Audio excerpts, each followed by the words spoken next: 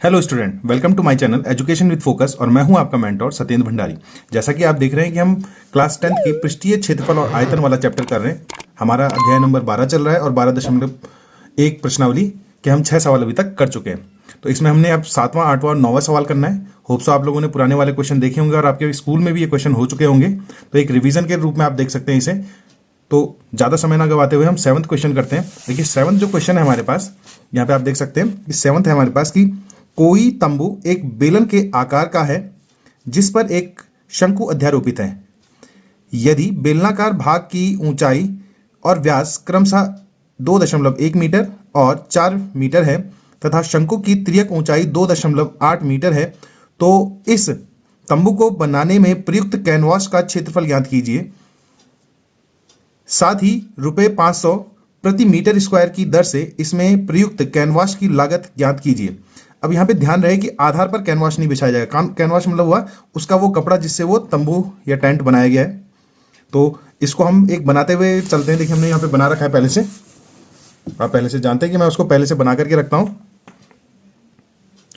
देखिए एक तंबू के आकार में हमने एक बेलनाकार भाग नीचे और उसके ऊपर से एक शंकु के आकार का बनाया हुआ है, जिसकी हमने डायमेंशन चित्र बनाएंगे तो आपकी कई चीजें क्या हो जाती हैं, सॉल्व हो जाती हैं। यहां से यहां तक की ऊंचाई 2.1 मीटर दे रखी हो, इसका जो व्यास है वो क्या है 4 मीटर है। जो इसका व्यास है वो इस शंकु का भी व्यास है, इसकी तिर्यक ऊंचाई 2.8 मीटर है और जब इसका व्यास 4 है तो इसका आधा यहाँ पे क्या हो जाएगा 2 मीटर हो जाएगा। क्लियर। तो हमने इस पूरे तंबू का क्षेत्रफल या कैनवास का क्षेत्रफल प्रयुक्त क्षेत्रफल ज्ञात करना है, तो उसमें ऊपर वाले का भी वक्र और नीचे वाले का भी वक्र क्षेत्र पृष्ठीय क्षेत्रफल आ जाएगा। तो देखिए मैंने लिखा हुआ है कि तंबू में बेलनाकार भाग की ऊंचाई h बराबर 2.1 मीटर, बेलनाकार तथा शंक्वाकार भाग का व्यास 4 मीटर, तो इसका आधा कितना हो जाएगा 2 मीटर हो जाएगा। शंक्वाकार भाग की तिर्यक ऊंचाई l बराबर 2.8 मीटर। अब प्रयुक्त कैनवास का क्षेत्रफल हमें ज्ञात करना है, तो बेलनाकार भाग का पृष्ठीय क्षेत्रफल प्लस शंक्वाकार भाग का पृष्ठीय क्षेत्रफल, दोनों का सूत्र हम कई बार लिख चुके हैं कि बेलन का होता है 2πRh और इसका होता है πRl। अब इसको सिंप्लीफाई कर दें। देखिए यहाँ पे इसका मान तो आ जाएगा 22/7, आर की वैल्यू हमारे पास है 2 ले लिया, यहाँ पे 2 गुणा गया h का मान है हमारे पास 2.1 और l हमारे पास है 2.8। सिंप्लीफाई 22 को गुणा करें तो 22 दूनी कितना होता है हमारे पास 44/7 और 21 दुगुना होता है 21 दूनी होता है 42, तो 4.2 प्लस 2.8 हो जाएगा ये 44/7। इन दोनों को जोड़ें तो ये है, तो हमारे पास क्या हो जाएगा 0 पॉइंट आ जाएगा, 1 हुआ 4 और 2 6, 6 और 1 7, तो इस 7 से 7 कट गया। फाइनली जो प्रयुक्त कैनवास का क्षेत्रफल आ गया वो आ गया हमारे पास 44 मीटर स्क्वायर।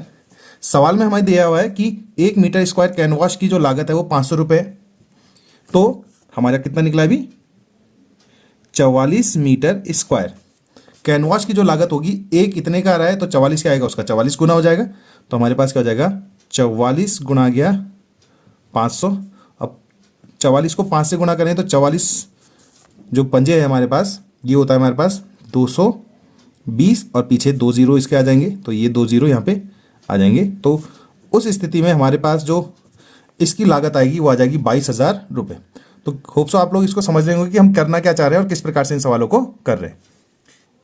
8th क्वेश्चन देखिए हमारा कि ऊंचाई 2.4 सेंटीमीटर और व्यास 1.4 सेंटीमीटर वाले एक ठोस बेलन में से इसी ऊंचाई और इसी व्यास वाला एक शंक्वाकार खोल काट लिया जाता है। एक बेलन में से इसको खोल काट दिया जा रहा है। शेष बचे ठोस का निकटतम वर्ग सेंटीमीटर तक पृष्ठीय क्षेत्रफल ज्ञात कीजिए। कि वर्ग सेंटीमीटर, निकटतम वर्ग सेंटीमीटर तक इसका पृष्ठीय क्षेत्रफल ज्ञात करना है। तो देखिए इसका डायग्राम जो है हमने ये बनाया हुआ है इस प्रकार से कि एक बेलन है जिसके अंदर ये शंकु क्या हुआ है पूर्ण रूप से काटा हुआ है। जितनी त्रिज्या या जितना व्यास इस बेलन का है उतना ही इस कटे हुए शंकु का भी है, बस ये नीचे से उसको छेद नहीं कर रहा, ये ध्यान रहे। इसकी ऊंचाई 2.4 दे रखी है, व्यास 1.4 सेंटीमीटर था, तो त्रिज्या 0.7 हो जाएगी और इसी के आधार पर हम सवाल करते हैं। तो बेलनाकार और शंक्वाकार भाग की ऊंचाई, दोनों की ऊंचाई सेम है, h बराबर 2.4 सेंटीमीटर, बेलनाकार और शंक्वाकार भाग का व्यास 1.4 सेंटीमीटर, और जो त्रिज्या हो जाएगी वो इसका आधा हो जाएगा, तो कितना हो जाएगा 0.7 सेंटीमीटर। ये मैं पहले बता चुका हूँ। अब देखिए, तो शंक्वाकार भाग की तिर्यक ऊंचाई, हमें याद होना चाहिए कि जब भी हम शंकु की बात करते हैं तो शंकु में हमें तिर्यक ऊंचाई क्षेत्रफल के लिए आवश्यक चाहिए। तो अब इसको हल कर लें, तो यहाँ पे हमारे पास जो सूत्र होता है वो होता है L बराबर √r² प्लस h²। आर का मान 0.7 और h का मान 2.4, तो 7 का वर्ग होता है 49, ये हो जाएगा 0.49 प्लस, और 24 का जो होता है वो होता है हमारे पास 776, यहाँ पे ये आ जाएगा। इन दोनों को ऐड कर लें तो ये हो जाएगा हमारे पास, यदि हम इस प्रकार के सवाल करते हैं तो ये हो जाएगा 625 मतलब 6.25, और 6.25 जो स्क्वायर होता है वो होता है हमारे पास 2.5 सेंटीमीटर का स्क्वायर होता है। तो ये फाइनली हमारे पास 25 का वर्ग 625 होता है, तो L बराबर हमारे पास आ गया 2.5 सेंटीमीटर। अब शेष बचे पृष्ठ का पृष्ठीय क्षेत्रफल। अब ध्यान दें कि कौन सा बचा हुआ है, ये जो बेलनाकार भाग है इसका बाहर से तो पूरा खोल बचा हुआ है, तो कहने का मतलब ये है कि बेलन का वक्र हमारे पास है पूरा। फिर यदि हम इसका अंदर का हिस्सा देखें तो ये शंक्वाकार भाग इसमें से निकला हुआ है यहाँ पे, तो ये भी हमें हाथ लगाने पर वो भी दिखेगा ऐसा, इसका भी वक्र पृष्ठीय क्षेत्रफल आ गया। और लास्ट में क्योंकि नीचे से कोई छेद नहीं हो रखा, तो नीचे से छेद ना होने की स्थिति में ये भी इसका क्या आ जाएगा, आधार का क्षेत्रफल, बेलन के आधार का, जो क्या होता है हमारे पास πr²। क्लियर। अब यहाँ पे हमने फॉर्मूला लिख दिया, 2πrh प्लस πrl इसका, और प्लस πr²। πr दोनों में कॉमन लेकर के करेंगे तो उससे ये होता है कि ज़्यादा कैलकुलेशन हमें करनी नहीं पड़ती। यहाँ से हमारे पास 2h बचा, प्लस यहाँ से l बचा, और यहाँ से क्या बच गया r। अब वैल्यू पुट कर दे यहाँ पे, पाई का मान 22/7, इसकी वैल्यू 0.7, 2 इंटू h हम ऊपर है 2.4, प्लस l का मान 2.5 और r की वैल्यू 0.7। इससे ये कटेगा तो 0.1 हो जाएगा। 0.1 को 22 से कम 22, और 22 का मतलब क्या हुआ 2.2, 24 गुणा गया 2, 24 दूनी 48 मतलब 48, 4.8 प्लस 2.5 प्लस 0.7, और सिंप्लीफाई करें 2.2, सबको ऐड कर दें, 7 और 5 कितना हुआ 12,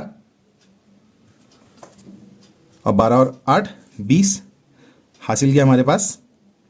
यदि ये देखें तो हासिल कितना किया हमारे पास 2, 2 4 और 4 और 4 8, ये हमारा यहाँ पे आ गया। अब इन दोनों को इंटू करना है, 2.2 इंटू 8,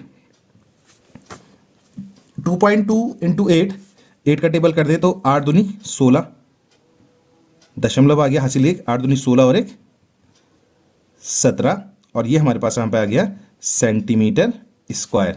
अर्थात इसकी जो वैल्यू है वो आ रही है 17.6 सेंटीमीटर स्क्वायर। यदि हम सिंगल करते तो इतनी कैलकुलेशन हमें 22 से इसको भी गुणा करना पड़ता, मतलब 2.2 से इसको भी और इसको भी, और फिर ऐड करते तो कैलकुलेशन लंबी हो जाती। इसलिए जो चीज़ कॉमन है उसे हम पहले ही बाहर ले लेंगे।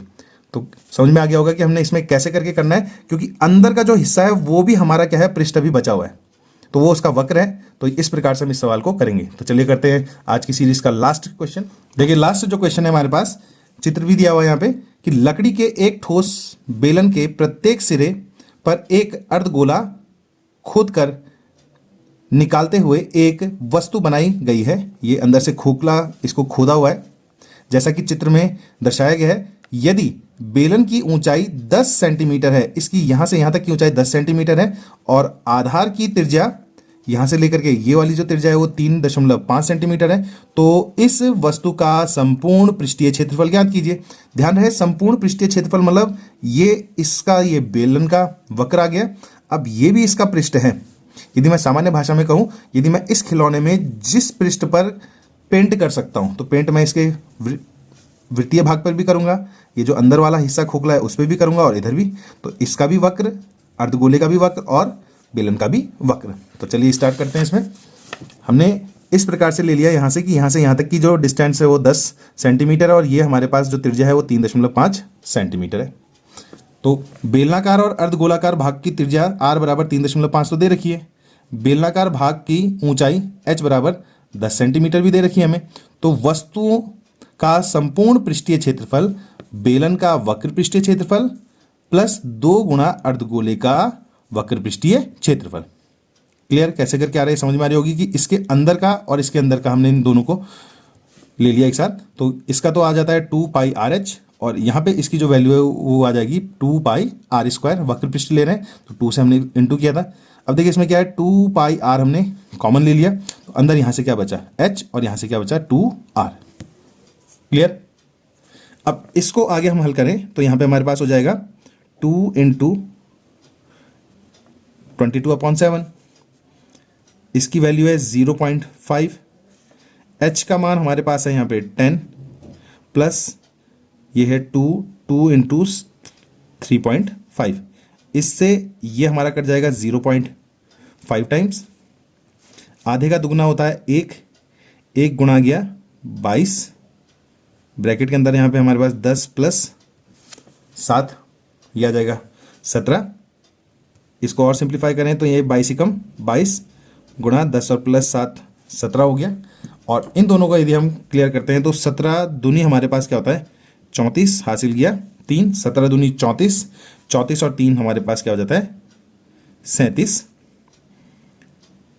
सेंटीमीटर स्क्वायर, अर्थात 374 सेंटीमीटर स्क्वायर इसका क्या आ जाएगा, शेष बचे हुए जो संपूर्ण पृष्ठीय क्षेत्रफल है वस्तु का ये आ जाएगा। ये जो हमारी एक्सरसाइज थी 12.1 ये अब समाप्त हो चुकी है, और मैंने इसके सारे क्वेश्चन आपके सामने किए हुए हैं क्योंकि ये ज़्यादा ही इंपॉर्टेंट है। यहाँ पे हमारे पास केवल 2 ही एक्सरसाइज है, तो होप सो आप लोगों ने ये सारे क्वेश्चन किए होंगे और आप लोगों की समझ में आया होगा। यदि आपकी समझ में आया तो अपने दोस्तों को भी फॉरवर्ड करें जिससे उनको भी फायदा हो पाए, और वीडियो को लाइक करें, शेयर करें और सब्सक्राइब जरूर करें जिससे ऐसे ही वीडियो आने वाले समय में आपके लिए ला पाऊँ, और नोटिफिकेशन ऑन कर दें जिससे जब भी वीडियो आए तो वो आपके पास सबसे पहले पहुँच पाए। तो मिलते हैं आपको आने वाले नए वीडियो में। Okay bye.